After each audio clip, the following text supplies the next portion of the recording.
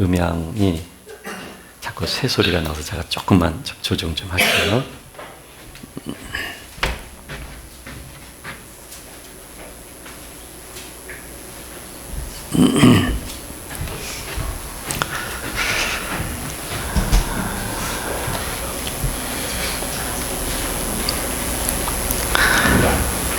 우리가 믿음을 이해할 때요, 사람이 가지고 있는 지식이나 의지를 동원해서 하나님을 믿어드리는 게 아닙니다.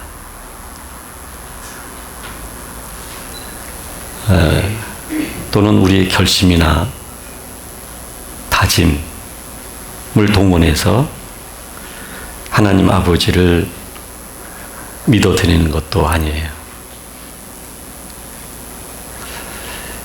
믿음이 가능할 수 있는 것은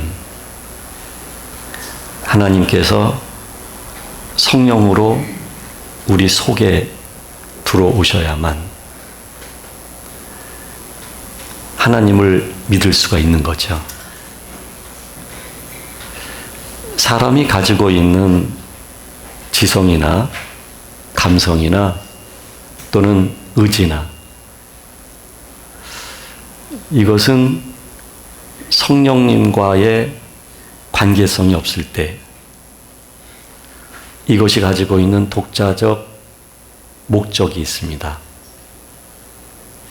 그거는 하나님과 분리되어 있는 인간의 욕구, 본성, 그것이 원인이 된, 동기가 된 목적을 가지고 있는 것이죠. 그래서 하나님을 믿는데도 믿는 목적이 있는 것이죠. 따라서 이 믿음이라고 하는 것은 하나님의 그 보내주신 성령님께서 우리 안에 들어오실 때 성령님을 통해서 하나님이 믿어지는 것이고, 그리고 하나님이 원하시는 뜻을 받아들일 수 있게 되어지는 거죠. 그래서 믿음 생활이라고 하는 것은 사람이 가지고 있는 어떤 뜻을 믿음이라고 하는 수단을 이용해서 채워가는 게 아니에요. 믿음이라고 하는 것은 사람의 뜻은 십자가에 의해서 없어지는 것이고, 하나님의 뜻이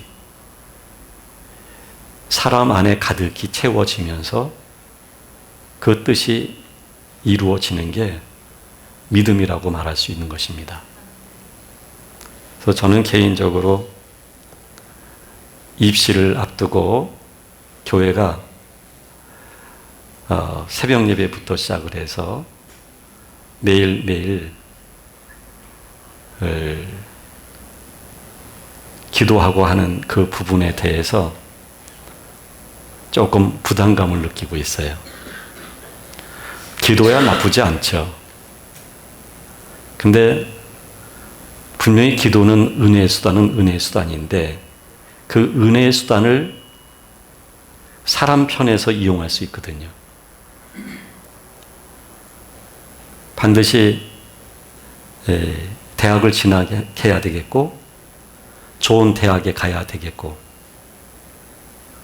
그게 목적이 되어서 기도에 참여를 하게 된다면 이거는 사람 뜻에 충실한 거거든요.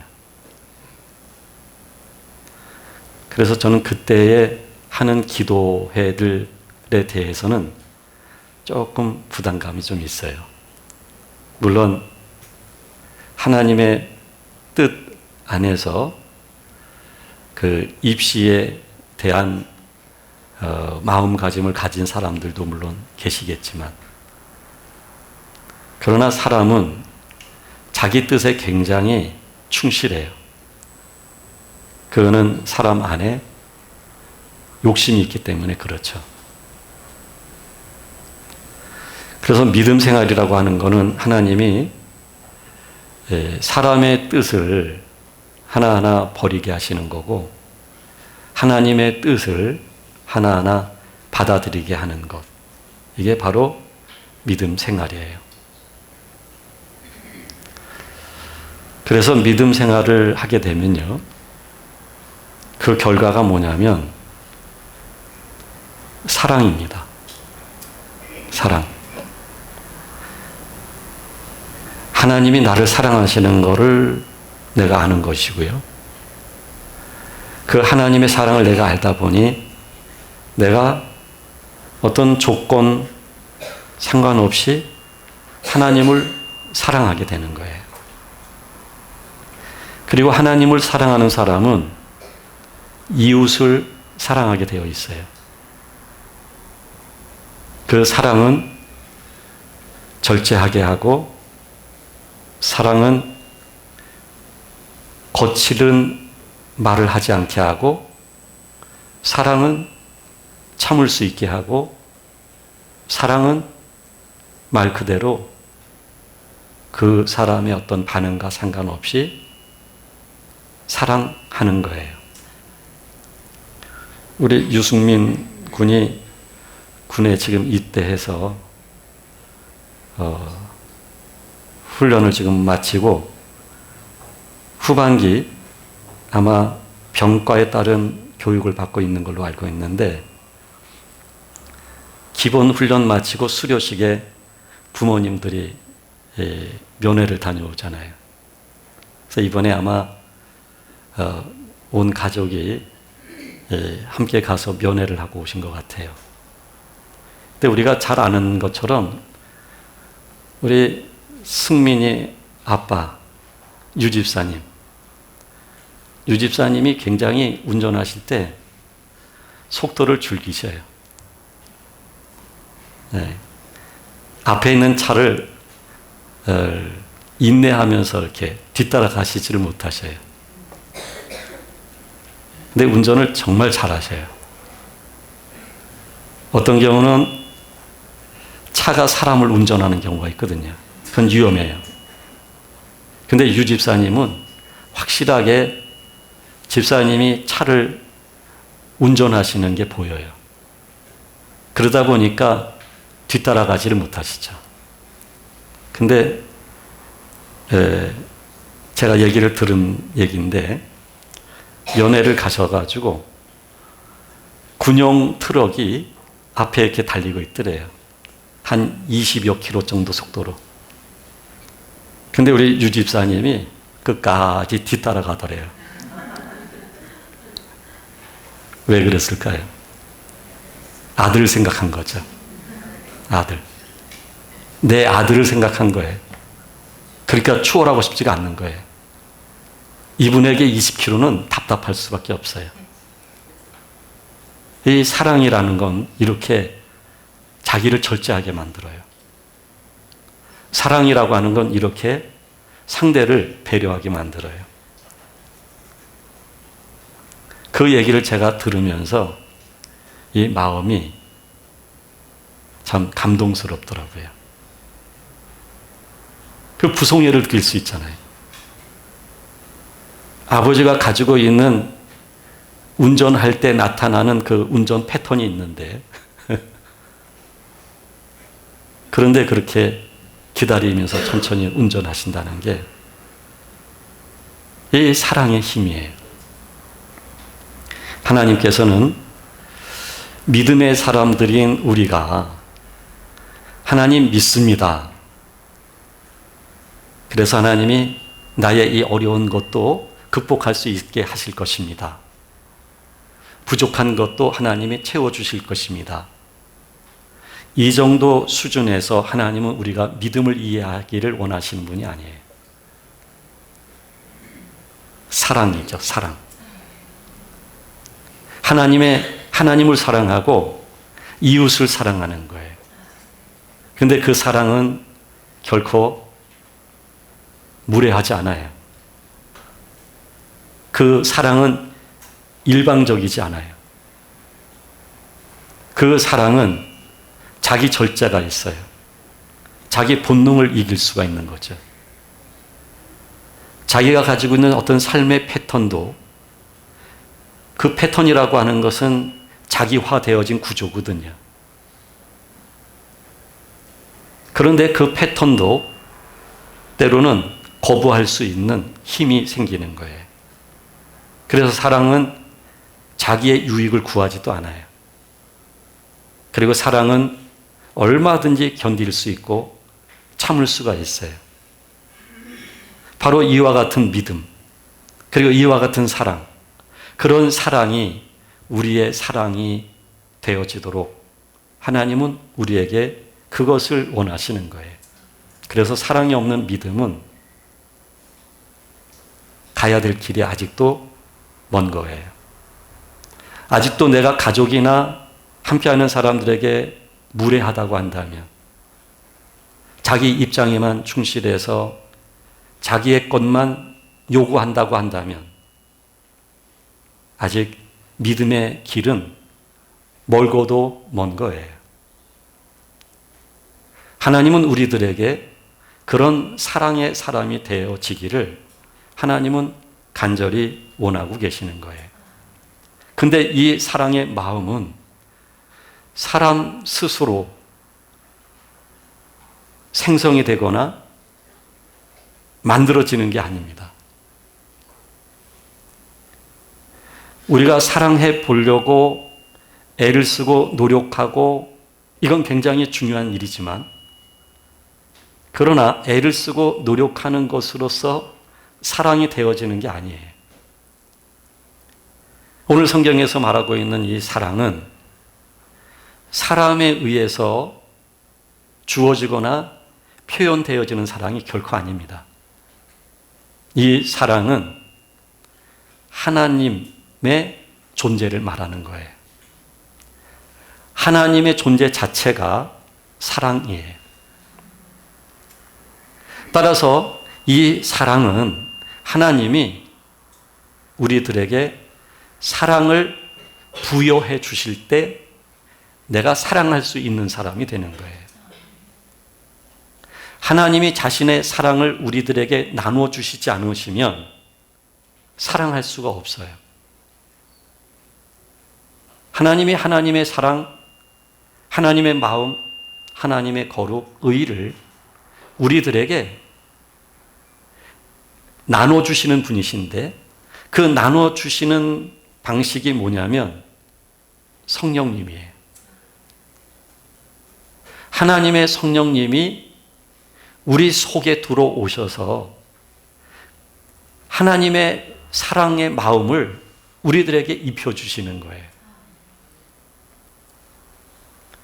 에스겔서에 보게 되어지면은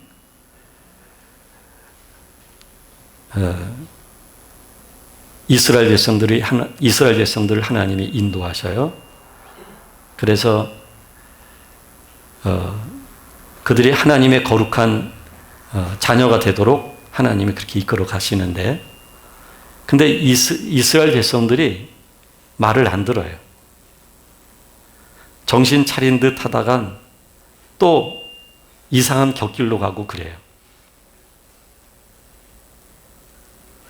그래서 하나님께서는 그들을 심판을 하시게 됩니다. 근데 이 심판은 최종적인 심판이 아니고 이스라엘 백성들이 돌아오도록 하기 위한 심판이에요. 그러면서 에스겔에게 환상을 보여주시는 거죠. 골짜기에 죽어있는 사람들이 있는 거죠. 여기저기 뼈가 흩어져 있고요. 근데 생기야 이 사람들 속에 들어가라고 그렇게 외치게 되었을 때 뼈가 서로 이렇게 붙기 시작을 하고 힘줄이 생기게 되고 살이 붙고, 그리고 생기가 그들 속에 들어가게 되니까 그들이 생명이 되어지고 이스라엘의 큰 군대가 되어져요. 그러니까 이스라엘이라고 하는 민족 공동체가 사는 유일한 길은 자정에 있는 게 아니에요. 이스라엘 백성들이 보다 더 나은 공동체를 이루기 위한 개혁에 있는 게 아니에요.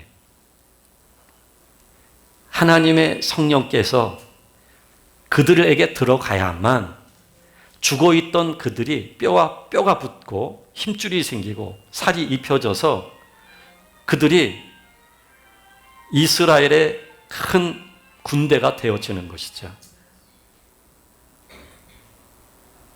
이거는 하나님이 이스라엘 백성들에게 앞으로 하실 역사, 심판 이후에 이스라엘 백성들을 어떻게 회복시켜 가실 것인가에 대한 말씀을 하고 있는 것이죠. 그러면서 이스라엘 백성들에게 하나님이 하시는 약속은 뭐냐면 에스겔서 37장 14절에서 하시는 말씀인데, 내가 또 내 영을 너희 속에 두어서 너희가 살아나게 하고 내가 또 너희를 너희 고국 땅에 두릴 것인데 나 여호와가 이 일을 말하고 이루게 될 것이고 이것을 너희가 알게 될 것이다. 여호와께서 말씀하시는 것이다. 이렇게 말하고 있어요.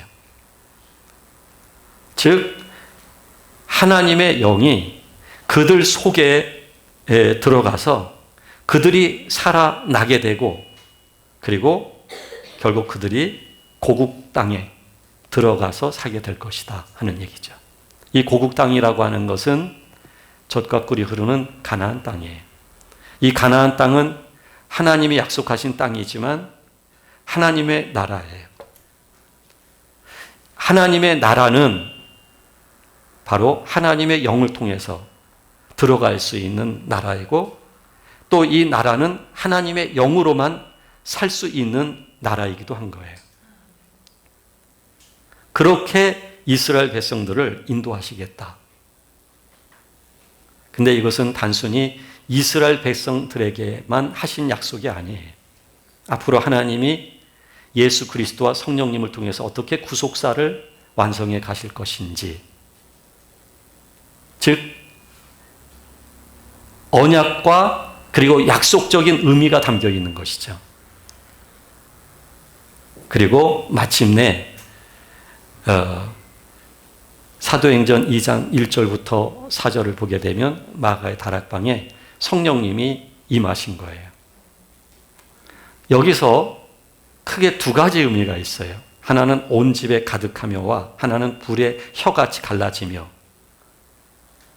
성령님이 임하셨는데 그냥 임하셨다로 끝나는 게 아니라 두 가지로 나뉘어지는 거예요. 온 집에 가득하며, 이거는 원어적으로 말한다면 프레르라고 하는 어근을 사용해요. 즉 하나님의 성령님께서 그들 속에 들어가셨다는 거죠.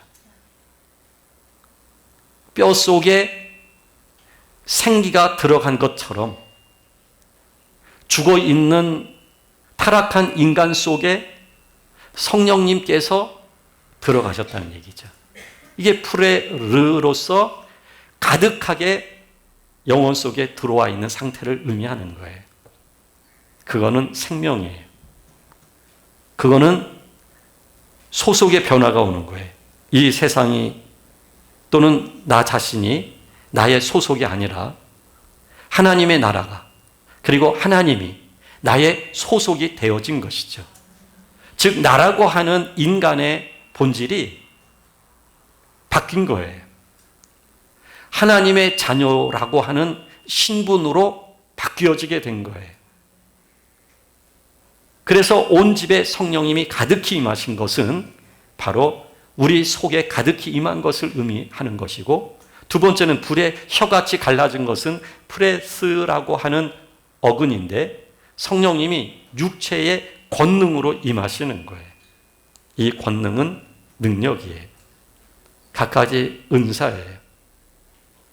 생명을 가진 하나님의 자녀가 자녀로서 승리의 삶을 살아가기 위해서는 무기가 필요하거든요. 그 무기가 권능이며 능력이기도 한 거예요. 은사이기도 한 거예요.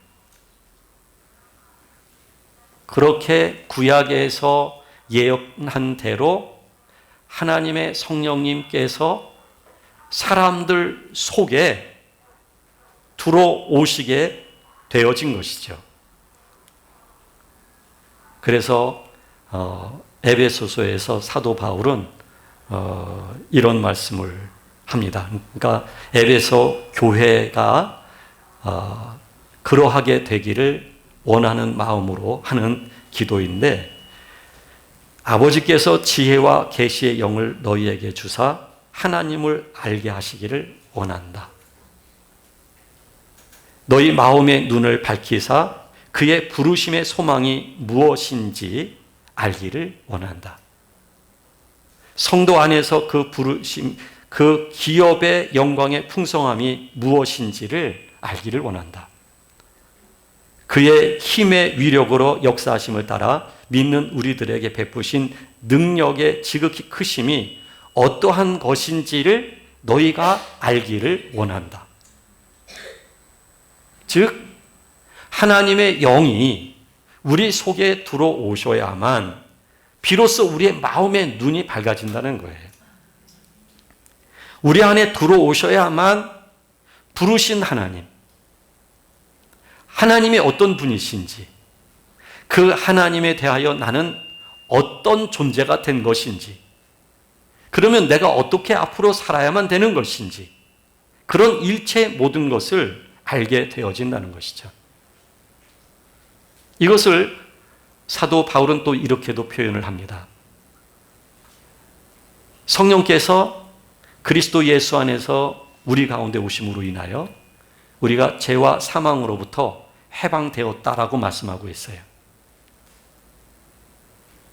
그래서 해방되어진 우리들은 의와 진리로 하나님의 자녀로 새로운 피조물이 되어졌고, 새로운 피조물이 되어진 우리들은 이제 우리 안에서 역사하시는 분이 하나님의 성령이기 때문에 성령에 의한 인도를 받아 사는 그 자체가 곧 예배의 삶이라는 거예요. 이 시간 우리가 예배하는 이 시간만의 예배가 아니라 삶 속에서 살아가는 삶의 예배, 이거는 성령께서 우리 안에 계실 때만 가능한 예배라는 것이죠. 그러니까 예배라고 하는 것은 어떤 의식에서 말하고 있는 규정대로 내가 준행하는 게 예배가 아니라, 내가 하나님의 영에 의해서 연합된 자가 되어서 그 의식을 주께서 말씀하시고 있는 규정과 율법대로 드리는 게 예배가 된다는 얘기죠. 그래서 로마서 12장에서는 너희 몸을 하나님이 기뻐하시는 거룩한 산 제물로 드리라고 하면서 이는 너희가 드릴 영적 예배이다. 너희는 이 세대를 본받지 말고 오직 마음을 새롭게 함으로 변화를 받아서 하나님의 선하시고 기뻐하시고 온전하신 뜻이 무엇인지 분별하도록 하라. 이렇게 말씀하고 있거든요. 그러니까 주의 성령님께서 우리 가운데 들어오셔야만 우리가 이 세대에 대해서도 거부할 수 있는 힘이 생기는 거예요. 왜냐하면 내 안에 계시는 하나님의 영을 통하여 내가 하나님의 영의 사람으로 존재 자체가 변화가 왔기 때문에, 변화가 온 우리는 이 세대에서 사는 그 삶 자체가 더 이상 내 삶이 되어질 수가 없는 거예요. 거부할 수 있는 믿음이 생기는 거죠. 그러면서 영적 예배가 무엇인지를 설명하면서 그런 얘기를 드립니다. 사랑에는 거짓이 없나니 악을 미워하고 선에 속하라. 형제를 사랑하여 서로 우애하고 존경하기를 서로 먼저 하고 부지런하여 게으르지 말고 열심을 품고 주를 섬겨라. 이렇게 말씀을 하고 있어요. 제가 말씀드리려고 하는 것은 뭐냐면 우리가 형제를 사랑할 수 있는 것, 존경할 수 있는 것, 또 우애를 가질 수 있는 것, 미워하지 않고 선을 행할 수 있는 것, 이런 모든 그 사랑은 하나님의 성령에 의해서만 가능하다는 거예요. 하나님의 성령. 하나님의 성령이 우리 속에 거하셔야만 가능하다는 얘기예요. 그런데 제가 고등학생 때도 산기도를 좀 다니고 그랬었어요. 저는 그렇게 기도를 하면 이 성경 말씀대로 완전하게 살 수 있을 것이다 라고 기대를 했어요. 근데 안 사라지더라고요. 여전히 한계가 있어요. 저는 그 한계 앞에 항상 부닥칠 때마다 하나님 앞에서 정말 절망스럽더라고요. 기도 물론 중요하지요. 기도를 통해서 성령을 받아요, 물론. 그런데 기도를 통해서 받는 순간적 성령의 역사가 우리의 본질을 바꾸는 건 아니에요. 그 본질을 향해서 의와 진리로 바뀌어질 그 새 사람을 향해서 내가 나 자신을 내어놓을 수 있는 마음이 생기는 거죠. 의와 진리의 사람으로 내가 변화된 상태가 되는 게 아니에요. 그 변화된 상태는 하나님이 이스라엘 백성들을 출애굽을 시키시고 그리고 가나안을 정복시키신 것처럼 우리들을 하나님이 인도하시는 과정 속에서 우리를 다루시고 담금질하시고 훈련하시고 그러면서 하나님은 점진적으로 우리 안에 주의 영과 내적인 우리 속사람이 연합되어지도록 하나님은 역사하시는 거예요. 그러니까 성령님이 우리 가운데 오시는 것으로서 끝나는 게 아니라 성령님이 우리 가운데 오셔서 그 다음에는 나라고 하는 존재와 연합이라고 하는 관계성이 이루어지는 게 중요하다는 얘기예요. 이 관계성은 사건 속에서 하나님의 다룸 속에서 이 관계성이 더 깊어지는 거예요. 하나님과 온전한 연합된 존재로의 변화가 일어나는 거예요. 결코 우리가 성경을 아는 것만으로 산을 지는 못해요. 우리가 자기 자신이 살지 못한 것에 대한 탄식만으로 사랑할 수 있는 사람이 되어지지는 못해요. 오직 우리 안에 주의 영이 오심과 동시에 내가 그 영과의 온전한 연합이 이루어질 때만. 그러니까 이거는 서서히 성령 안에 우리가 스며 들어가는 거예요. 성령 안에. 성령님께서는 우리 안에 서서히 스며 들어오시는 거예요. 사람이 가지고 있는 이 욕망, 이 본성이라고 하는 것, 사람의 이 자아라고 하는 것, 이거는 단숨에 해결되는 문제가 아니에요. 그러니까 중세에 이런 얘기가 있었어요. 교황이 무서운 게 아니라 정말 무서운 거는 자아다. 권력이 무서운 게 아니라 정말 무서운 거는 자아다는 거예요. 인간의 자아.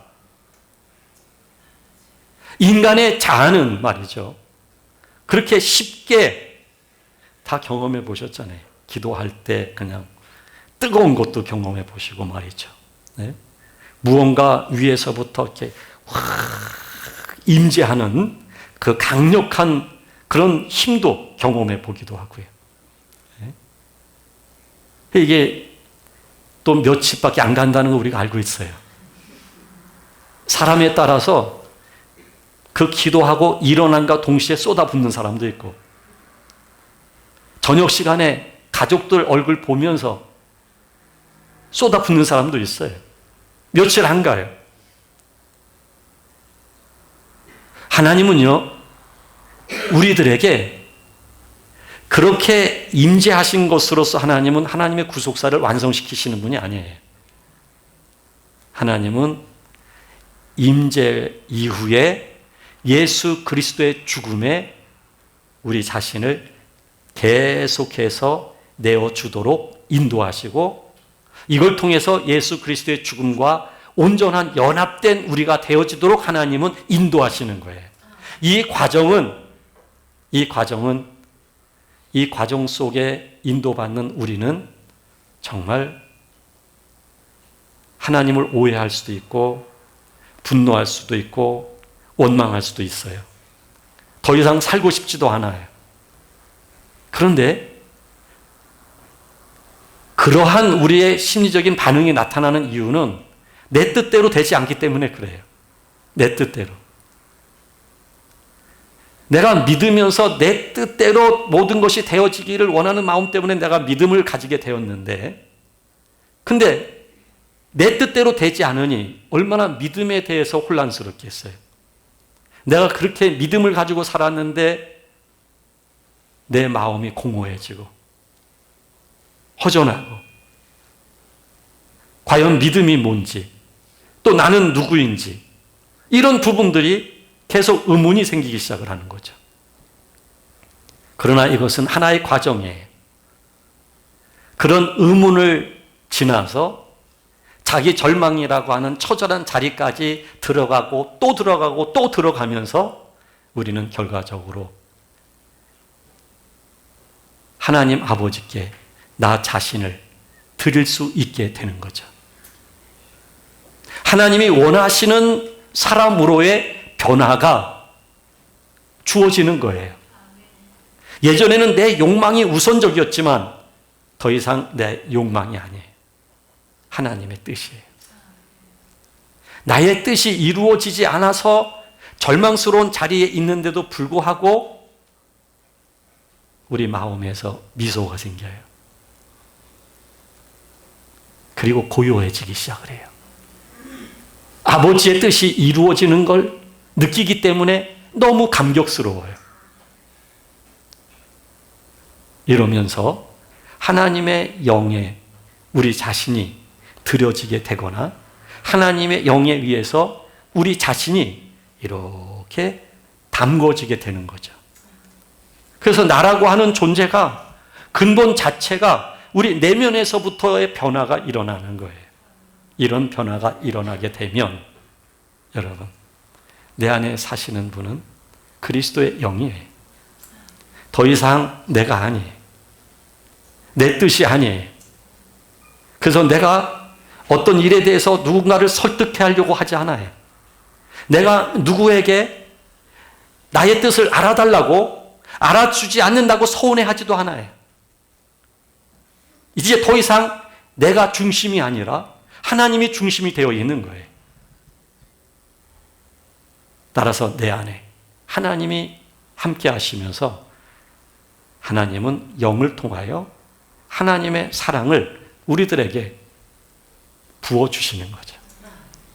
내 마음속에 하나님의 마음이 하나님의 영을 통해서 부어지는 거예요. 하나님의 이 사랑이라고 하는 것은요, 내가 하나님 앞에서 나라고 하는 자아가 죽어야만 그 사랑이 얻어질 수 있는 거예요. 나의 자아가 살아있는 한 그 사랑은 그냥 인간적 사랑일 뿐이에요. 나의 자아가 죽을 때 비로소 하나님의 사랑의 마음이 내 안에 가득히 채워지게 되어 있는 거예요. 이 사랑은 정말 완벽한 사랑이에요.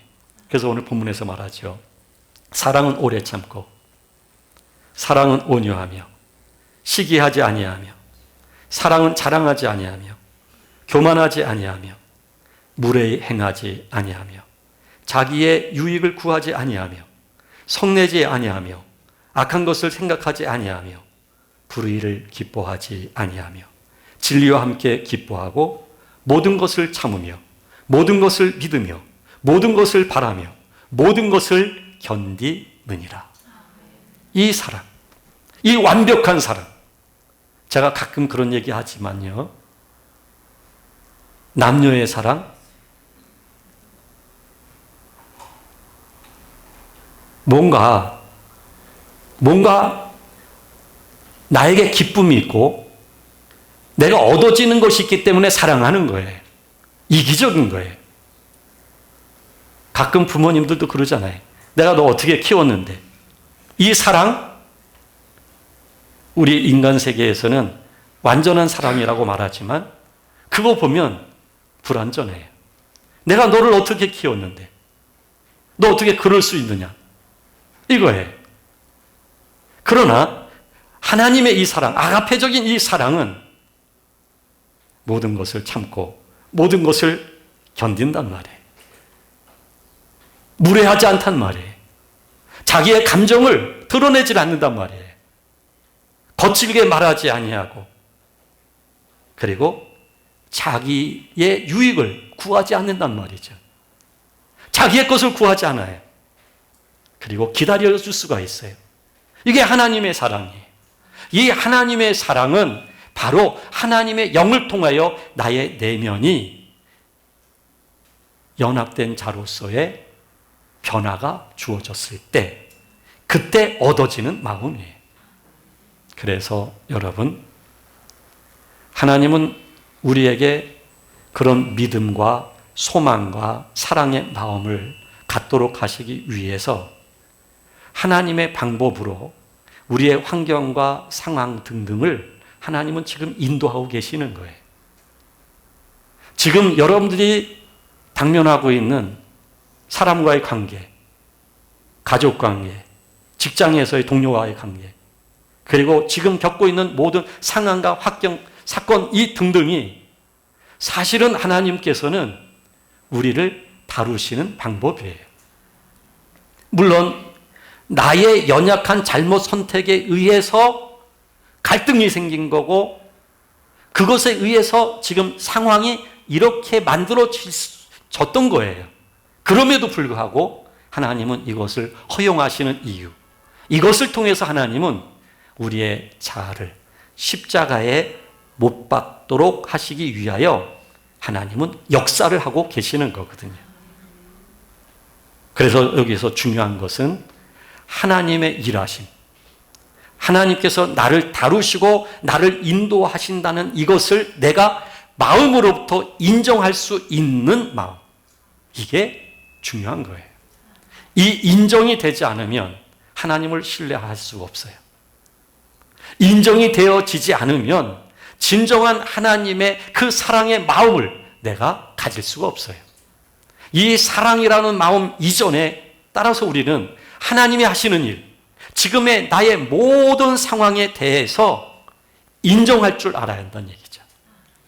이 환경은 내가 정말 싫어하는 환경이지만, 내가 원하는 것이 아니지만, 그럼에도 불구하고 그것 자체가 하나님이 나를 원하신다는 것을 알고 그걸 받아들이는 마음, 그걸 통해서 십자가 앞에 자기 자아가 드려질 수 있는 계기로 작용할 수 있어야 한다는 얘기예요.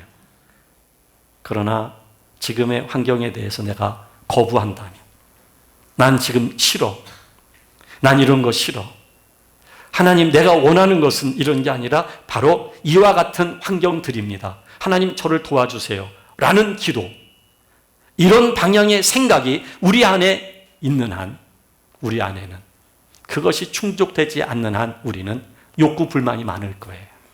우리 안에 불만이 많고 원망이 더 많아질 거예요. 사랑의 마음보다는 원망의 마음만 생길 거예요.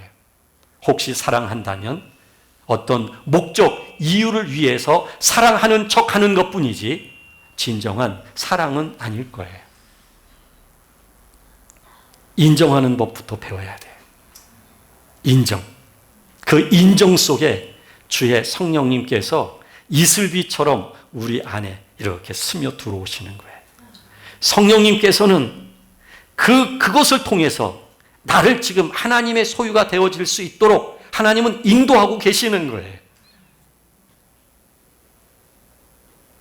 우리가 우리 마음속에 사랑이 없는 이유, 여유가 없는 이유, 미운 사람 여전히 믿고 내 입에서 거칠은 말이 나오고 하는 이유, 내가 지금의 모든 것에 대해서 인정하지 않기 때문이에요.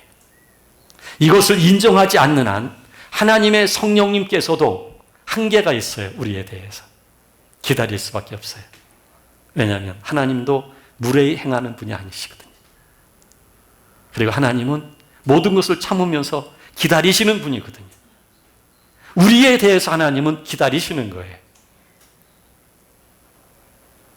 인정하셔야 합니다.